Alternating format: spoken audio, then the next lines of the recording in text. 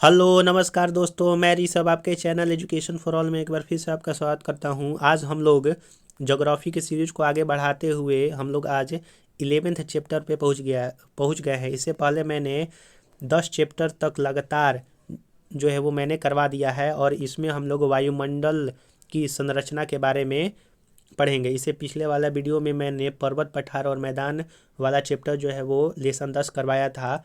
अगर आप उसको नहीं देखे हैं तो चैनल पर जा करके प्लेलिस्ट वाला कॉलम में जा करके आप जो है उसको चेक करके जो है वो आप विजिट करके देख सकते हैं। आइए हम लोग जो है वो आज का पहला क्वेश्चन जो है वो स्टार्ट करते हैं। अगर आपको वीडियो अच्छा लगेगा तो वीडियो को लाइक कीजिएगा, अपने दोस्तों में शेयर कीजिएगा और चैनल को सब्सक्राइब नहीं किए हैं तो चैनल को सब्सक्राइब कर दीजिएगा। तो आज का पहला क्वेश्चन है कि पृथ्वी के वायुमंडल का कितना प्रतिशत भाग 29 किलोमीटर की ऊंचाई तक पाया जाता है। तो वो आपका 97% भाग जो है वो पृथ्वी का वायुमंडल का जो है वो 29 किलोमीटर के अंदर जो है वो 97% जो है वो भाग पाया जाता है। क्वेश्चन नंबर 2 है कि निम्नलिखित में से कौन सा कथन असत्य है, यानी कि कौन सा कथन जो है वो गलत है। तो ऊंचाई में वृद्धि के साथ साथ वायु वाष्प की मात्रा बढ़ जाती है, यह जो है वो गलत है। सही कौन सा है कि वायु मंडल की ऊपरी सीमा लगभग 10,000 किलोमीटर की ऊंचाई तक है। वायुमंडल का 50% भाग 5.6 किलोमीटर की ऊंचाई तक सीमित है और वायुमंडल के निचले स्तर में भारी गैस एवं ऊपरी स्तर में हल्की गैसों का प्रधानता है। यानी कि जो वायुमंडल का निचला परत है उसमें भारी गैस पाए जाते हैं और ऊपरी परत में जो है वो हल्की गैस पाया जाता है, जैसे हाइड्रोजन और हीलियम हुए। तो ये जो है वो सही है। इसमें से गलत जो था कि ऊंचाई में वृद्धि के साथ साथ जल वाष्प में की मात्रा वृद्धि होती है, यह गलत है, वो घटता है। क्वेश्चन नंबर 3 है कि वायुमंडल का सर्वाधिक अस्थायी तत्व कौन सा है। तो जो वायुमंडल का सर्वाधिक अस्थायी तत्व है वो आपका जल वाष्प है। क्वेश्चन नंबर 4 है कि वायुमंडल में सर्वाधिक कौन सी गैस मिलती है। तो वायुमंडल में सबसे ज़्यादा 78% लगभग नाइट्रोजन गैस मिलता है, 21% लगभग ऑक्सीजन गैस मिलता है, कार्बन डाइऑक्साइड 0.004 या फिर 3% मिलता है। क्वेश्चन नंबर 5 है कि वायुमंडल में सर्वाधिक मात्रा में विद्यमान अक्रिय गैस कौन सा है। तो जो सबसे ज़्यादा मात्रा में अक्रिय गैस है वो आपका ऑर्गन है वायुमंडल में। क्वेश्चन नंबर 6 है कि वायुमंडल मुख्यतः गर्म होता है। तो जो आपका वायुमंडल है मुख्यतः पृथ्वी से विकिरण द्वारा जो है वो गर्म होता है। 7 नंबर क्वेश्चन है कि निम्नलिखित में से कौन सा युग्म वायुमंडल की गैसों की बढ़ती मात्रा को दर्शाता है। तो जो गैसों की सबसे बढ़ती मात्रा में दर्शाता है वो ओजोन सबसे कम पाया जाता है, फिर कार्बन डाइऑक्साइड, फिर ऑक्सीजन, फिर नाइट्रोजन। बढ़ते क्रम का मतलब होता है कि छोटा से बड़ा। तो सबसे कम ओजोन पाया जाएगा, कार्बन डाइऑक्साइड, फिर ऑक्सीजन और फिर नाइट्रोजन होता है। अगला क्वेश्चन है क्वेश्चन नंबर 8 कि निम्नलिखित में से कौन सी ग्रीन हाउस प्रभाव के लिए उत्तरदायी है। तो ग्रीन हाउस गैस इफेक्ट जो वाला गैस है वो आपका CO2 है, या फिर CFC होता है, क्लोरोफ्लोरो कार्बन भी होता है, मीथेन गैस भी होता है, ऑक्सीजन, हाइड्रोजन और क्लोरीन नहीं होता है। क्वेश्चन नंबर 9 है कि सूर्य की तीव्र किरणों द्वारा झुलसने से वायुमंडल की कौन सी परत हमारी रक्षा जो है वो करती है। तो ओजोन परत करती है, जिसका जो फॉर्मूला होता है वो O3 होता है। ऑक्सीजन के 3 अणु मिल करके बने होते हैं। क्वेश्चन नंबर 10 है कि पृथ्वी के वायुमंडल में पाई जाने वाली निम्नलिखित गैसों का सही अवरोही क्रम जो है वो बतलाना है। तो सबसे पहले नाइट्रोजन होगा, फिर उसके बाद ऑक्सीजन, नाइट्रोजन सबसे ज़्यादा, फिर ऑक्सीजन पाया जाता है, फिर आर्गन पाया जाता है, फिर उसके बाद कार्बन डाइऑक्साइड और फिर जो है वो नियोन पाया जाता है। उस तरह से ऑप्शन सी जो है वो सही हो जाएगा, 1 3 4 2 5। क्वेश्चन नंबर 11 है कि भूपृष्ठ से परावर्तित और रक्त विकिरण के अवशोषण द्वारा भू वायुमंडलीय के तापमान में वृद्धि की प्रक्रिया को क्या कहा जाता है। उसको ग्रीन हाउस प्रभाव जो है वो कहा जाता है। क्वेश्चन नंबर 12 है कि वायु में नाइट्रोजन की प्रतिशत कितनी होती है। तो यानी कि वायु में जो नाइट्रोजन होता है वो आपका 0.03% होता है, वायुमंडल में 78% होता है। क्वेश्चन नंबर 13 है कि सही उत्तर चुनिए जो कि वायुमंडल की परतों की क्रमबद्धता को दर्शाता है।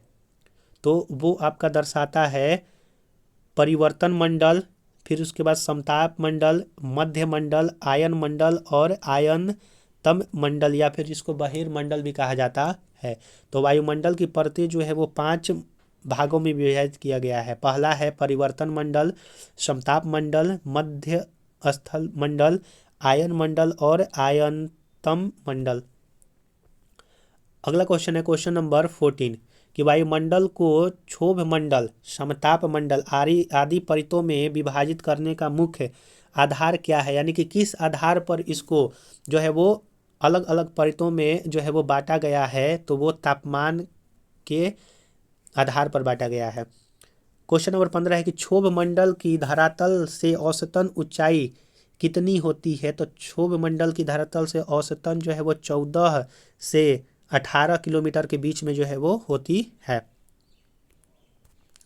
क्वेश्चन नंबर 16 है कि निम्नलिखित में से किस मंडल को संवहन मंडल भी कहा जाता है। तो 16 का आंसर हो जाएगा क्षोभ मंडल को जो है आपको संवहन मंडल भी कहा जाता है। क्वेश्चन नंबर 17 है कि किस ऋतु में क्षोभ मंडल की ऊंचाई में वृद्धि हो जाती है। तो क्षोभ मंडल की ऊंचाई में वृद्धि जो है वो आपका ग्रीष्म ऋतु में हो जाती है। क्वेश्चन नंबर 18 है कि क्षोभ मंडल की धरातल से अधिकतम ऊंचाई कितनी है। तो क्षोभ मंडल की धरातल से अधिकतम ऊंचाई जो है वो 18 किलोमीटर तक है। क्वेश्चन नंबर 19 है कि क्षोभ मंडल में तापमान की सामान्य हास्य की 1 डिग्री सेल्सियस प्रत्येक 166 मीटर हेतु जो है वो बढ़ता है। अगला क्वेश्चन है 20 नंबर, क्षोभ मंडल वायुमंडल का सबसे तप्त परत है क्योंकि क्षोभ मंडल जो है वायुमंडल का सबसे तप्त परत है क्योंकि यह पृथ्वी के पृष्ठ से तप्त हो जाती है, यानी कि सबसे नीचे हो जाती है इसी के कारण। अगला क्वेश्चन है 21 नंबर की क्षोभ मंडल एवं समताप मंडल के बीच स्थित संक्रमण क्षेत्र को क्या कहा जाता है। तो क्षोभ मंडल और समताप मंडल के बीच का जो क्षेत्र होता है उसको क्षोभ सीमा कहा जाता है। 21 नंबर क्वेश्चन है कि पृथ्वी के वायुमंडल का सर्वाधिक घनत्व कहाँ होता है। तो पृथ्वी के वायुमंडल का सर्वाधिक घनत्व क्षोभ मंडल में होता है।